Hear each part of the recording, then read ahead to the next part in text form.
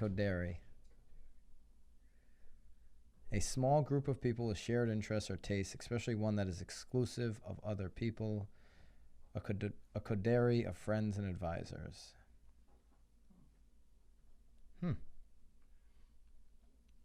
Little new word of the day. Ugh, I hate words of the day. It's like a spelling word. It's The fine. problem is we're saying it wrong. I would like. No, I just Coderri. Coderri. Coderri? That's how you spell it, right? Say it. I mean. I have no idea what the lines mean. Coderri. Coderri. Coderri. Coderri. Coderri. Coderri. Something like that.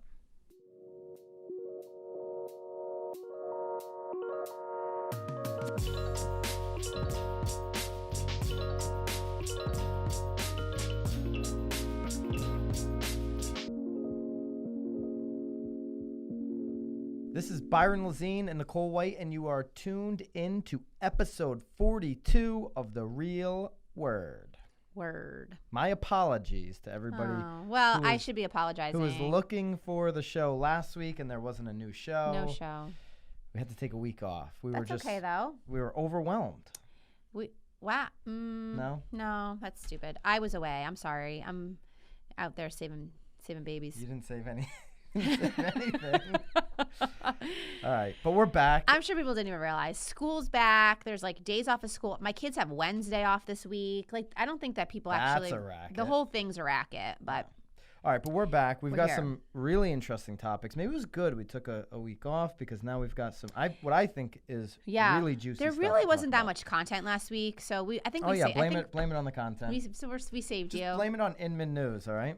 Oh, or Realtor Mag. Our main topic today is real estate's newest disruptors, the PayPal Mafia. And this article is an Inman article. We'll link it up as always from Teak Wiggin. They're talking about a group of hard-charging investor entrepreneurs who have built some of the world's most iconic tech companies.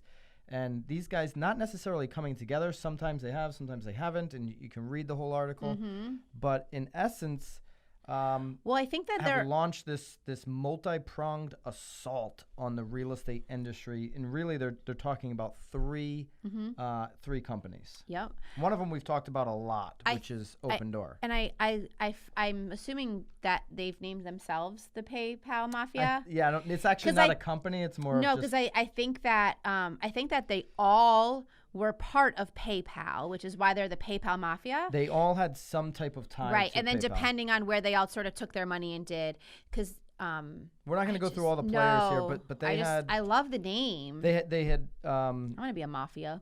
This is the group that built the Mafia? online payments giant PayPal. Wait a minute. I'm going to interrupt you for a minute. Yeah. Did it say low battery on your phone?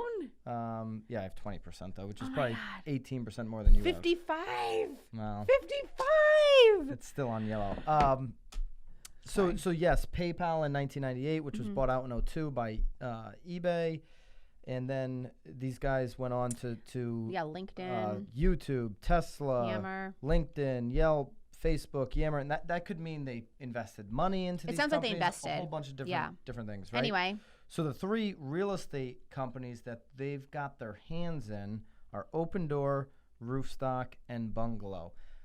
And this article goes a number of different ways, right? But what I want to focus on is, and we've talked about OpenDoor a lot. It's our next topic too. And it's going to tie in nicely to our next topic. And I'm going to keep saying it, I don't believe the industry as a whole, agents as a whole, are taking this seriously. I talk to really successful brokers, people running really successful brokerage companies, like old school cats, and they're like, we've seen this before. This is just, there's a little bit of VC money happening. Yeah, I think but you we're did a not whole worried. podcast on that too. Yeah, but we're just not worried about it. Like, okay, it's going to smack you in the face. Like, these dudes ripped up. I just said that some of the companies here, YouTube, Facebook, Yelp, PayPal, they ripped up PayPal. Look what they did to how you share money and spend money, right? Like PayPal and now like Venmo, like nobody ever has to like worry about hitting back their friend like some cash. Well, who carries cash, really? I mean, I don't ever carry cash. There are local small businesses that don't even take credit card or cash. Oh, now. when I get my hair done, I can tip my hairdresser through Venmo only. Yeah. Yeah. I love it. It's completely changed the game. And what it's really done, I think, is it has people accustomed to looking at money as a digit and not a physical thing that you need to carry around and touch. Like, it's just a digit, which means blockchain is going to be like a really big deal someday. Yeah. Right? Because if you can just focus as money as a digit, I hate when I get change right now. I'm like, oh my gosh. Like actual change? Like pennies and quarters? When I have cash on me and I pay for something in cash, and then I get the change back, I'm frustrated at myself. It's my own fault. Why didn't I just use a credit card there? Why didn't I just use Apple Pay? Now I don't have to walk around with this change in my pocket. Nobody wants change. It's dirty. It's dirty. It's hard for me to keep track of. I've got to put it somewhere till I can cash it in. Where's it going to go? It's going to end up in a bank and become a digit anyways. I mean, gosh. And now you got to put it in a machine, and it's got to get rolled. But here's what I'm saying. Like, we get romantic about cash, right? Like, cash will go away. Right. I believe it'll go away. Okay. What do you think? Not in our lifetime. Oh, 100% in our lifetime. You think? Yeah, I do. Huh. I really do. I definitely believe change, like quarters, nickels, dimes, pennies, is going to go away in our lifetime. You'll probably have some form of paper cash, but there's really not going to be a need for it. No, I don't think there's going to be a need for it. And when you think about it like that, like take the money example. When you think about cash going away, and when you think about the real estate industry, and people are like, well, that'll never change. Like, everything changes. Yeah. People use far less cash. Yeah, I mean, dude, the Mafia's on it. The Mafia's on it. PayPal Mafia's all over this. We're not going to spend a lot of time on this. Hit that link, especially if you're an Inman subscriber. I think it's a good one. Interesting. And read about this. The punchline is there is so much money coming into the industry, including into the company for Racket number one, OpenDoor. But I think if anything, though, because they're using the word disruptors. We've been talking about disruptors a lot. I think, though, regardless of whether what it is that they're trying to do is successful or not, like the actual what they're doing, I think the fact that regardless, it's a disruptor because it's going to change the way you think. I mean, already just sitting here with the first Racket about we'll get there in a minute. I mean, that alone is already, we just started having like a 15-minute conversation about like what we can do for our business as a result of that. Yeah. So whether they're successful in the actual venture or what it is that they're trying to achieve in that one thing, that may not actually be the disruptor as much as like the conversations that sort of blossom from it will absolutely disrupt the way that real estate is done and like one of the companies that they're investing in, OpenDoor, which Racket number one, OpenDoor. Should we say Racket? Like here's a Racket. Here's a Racket. There you go. There it is.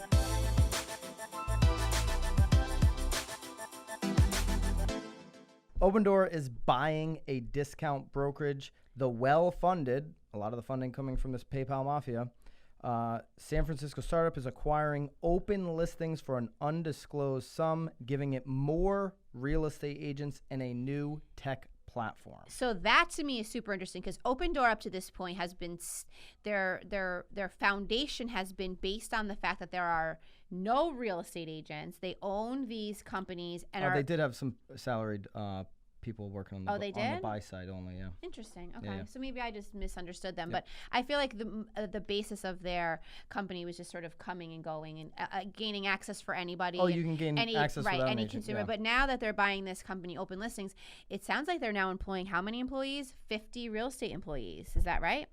So they're now actually they're going sort of, I think it said 50. I read it. I swear it said 50. Yeah, I'll have to go look at it. Okay. All right.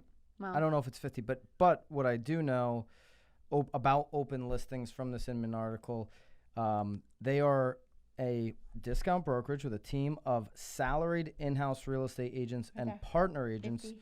Which offers home buyers a 50% rebate on the buyer's agent commission.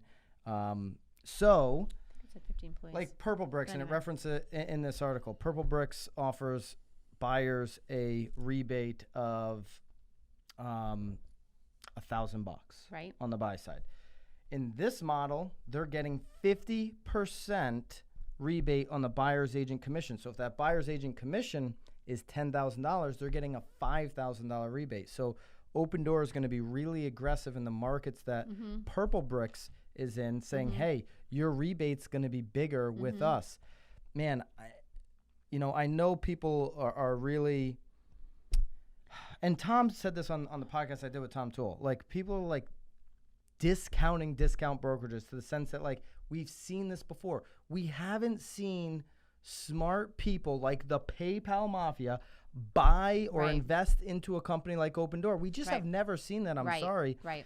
And when you have that type of marketing and somebody pushing that much money into a company like OpenDoor, that rebate becomes a little bit more well-known. That rebate becomes a little bit more in your face. And people that are frustrated with the real estate process say, screw it. I mean, there are a number of consumers out there that just think real estate agents don't even do anything as it is. Well, and I think, unfortunately, in some markets, because real estate is moving so quickly and it's like, it doesn't even have to be on the market very long, realtors maybe aren't really doing a tremendous amount in the consumer or in the seller's mind, right? Because they're like, hey, I could have just put it on the market and sold it in one day, you know? But anyway. So, and it talks about how they're going to employ some of these people. I want to talk about that really, really quick before we move on to the next racket. I do believe, and I've been saying this for a long time, that because of consumers' frustrations, there's going to be an obvious place for more of these companies to employ quote-unquote real estate agents as opposed to just hiring salaried people to run amok, run their own deal. Yeah, because I think that's essentially what happens, right?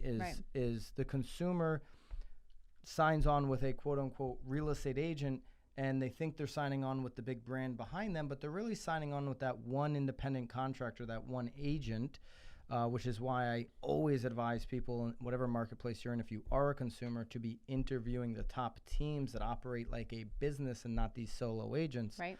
Because the solo agent, here's the truth, right? They got into real estate maybe because they wanted to crush it, but maybe, and this is the most common response that you get, well, I really like the flexibility of the real estate industry. Right. So do you want your agent running around, dropping off dry cleaning, picking up kids, picking up the cake on the way to a party, picking up cakes on the way to a party, like whatever it may be, like doing all of this stuff? Or do you want them working on your deal and actually answering your calls, texts, and emails? Because we all know it's like way too many agents don't answer the goddamn phone. Period. End of story. They don't answer the phone literally. And so if you've got people that are employees that are, okay, you're in the office for 40 hours a week like a normal job, you're going to answer the phone. It's your job. The phone's going to be there. You're going to have to pick it up.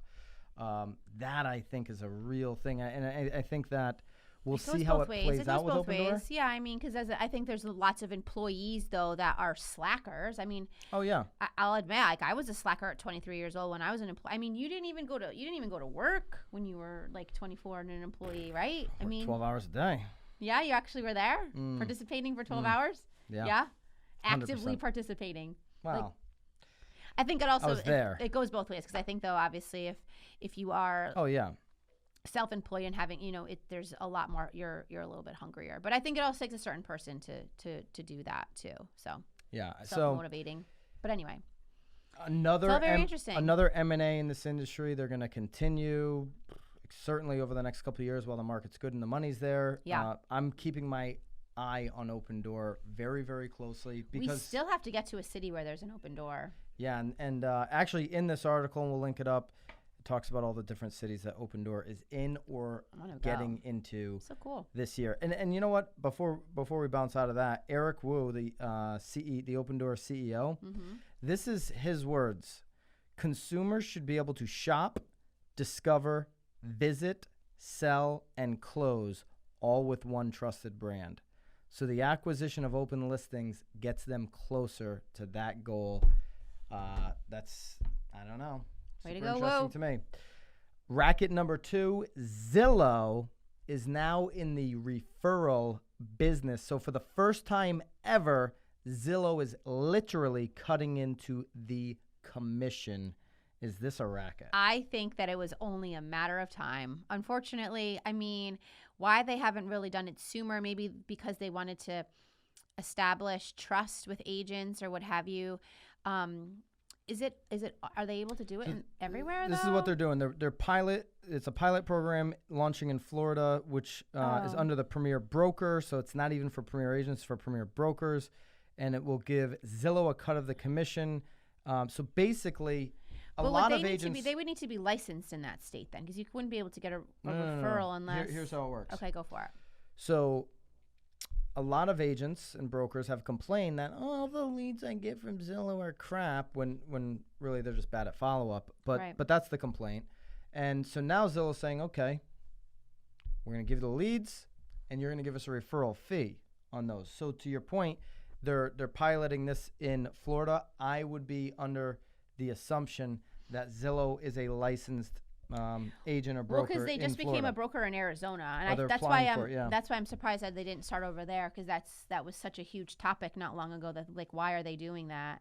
It all makes sense now, except I also I feel like paying already is the referral. So you're paying to get the lead and then having to pay a referral once you get the lead. You're only going to pay the referral in this pilot program. So the complaint has been we're paying for leads. Mm-hmm. Those leads are crap. Now they're saying, cool, we're going to give you these leads. They're probably going to still scrub them out. We're going to give you these scrub leads. And then when you close, you're going to give us a referral fee. Now, they declined to comment on what portion of the commission. Are doing that though already too. Oh, there's a million people doing that. Everybody's our own doing brokerage that. Does that. Everybody's brokerage does it. And then there's all these online companies. The best one right now is probably not Home Light. What is the one that I keep getting? Nest. You getting any from Open Nest? Is that Open Nest? What is that called? Me? Are you talking to me? Yeah, I'm talking to you. Well, really? There's a million of them. If you're an agent, you know that there's a million of these referral sites sending you a lead. You accept it. If it closes, you're sending them 20, 30, 35, 40%, whatever that looks like. Zillow's just smart. They're saying, okay, you guys want to bitch about it. We see how big your commission is. Right. We'll just take some of that. Right. Why not? I mean, is it a racket? No, I don't really think it is. I really think it was only a matter of time that they started doing that, because why not? Really? Here's what Greg Short said. You brokers out there told us that it's sometimes disruptive to pay for advertising in advance, and you would advertise more if we could change the timing of the payments, meaning once we've received the money. I don't know. You probably would have saved money, and there's plenty of people crushing it on the model if you got better at follow-up, if you got better at picking up the phone 100% of the time, if you got better on your own systems. Well, the problem here in this situation, though, too, potentially, I'm assuming, is that these people that they're giving you as a lead are probably even that much closer to buying, where you're now losing all those people, because if they're scrubbing all those leads, those are just emails you're losing and contacts and like future business you're now losing by getting these like super scrubbed leads that are like ready to buy immediately. Like, where's the database growth? Like, dude, you just nailed it. I had a conversation with an agent last week. Yeah. And we were in this training actually for our brokerage, and they're like, hey, we're scrubbing these leads and giving them to you first. And he was like, and they just got acquired, right? So they were part of the acquisition. Yeah. He's like, I like it better the other way when I have all the leads, not less leads that are, the less leads that are scrubbed, ready to go, because now these other 80% of people I can put in my pipeline. I can follow up on a drip. I can do this. Something. Just get an email, get a name, get an address. Because again, if something is getting listed in that neighborhood and that person was sort of dabbling in it, I mean, they're just all good shit. Like, oh, no. But here's why it's happening, Nicole. The big brokerage is like, no. We'll follow up and drip on these 80. We'll scrub them first. We'll give you the ready-to-go leads so that you don't agent bitch about not getting good leads. We'll give you the good ones. We'll keep the 80% pool. We'll drip on them. We'll keep sending them information so that now when they're actually ready, they come right back to us, the brand. Hey, if you're here, agent, cool. If you're not here, we'll give it to one of our other agents. We're keeping it in-house. It's like doing open houses. I mean, I love doing open houses. And like, again, there's people that I've met at an open house 3 years ago that are now just contacting me. I mean, but you've got to be good at follow-up. You got to be good at answering your phone. And a lot of the brokers just know that they can't rely on their agent to do that deal. Right. So, well, or God forbid that agent leaves the brokerage, and then they, that whole riffraff. I don't think this is a racket. I think it's Zillow just being Zillow. Yeah. What would Zillow do? WWZD? I like that. It's a new bracelet. Little bracelet. Actually. We got a lot of bracelets. Yeah. All right. Racket number 3. How delayed marriage. Wow, it makes you sweat just saying the word. It does make me sweat. How delayed marriage rates can actually help housing.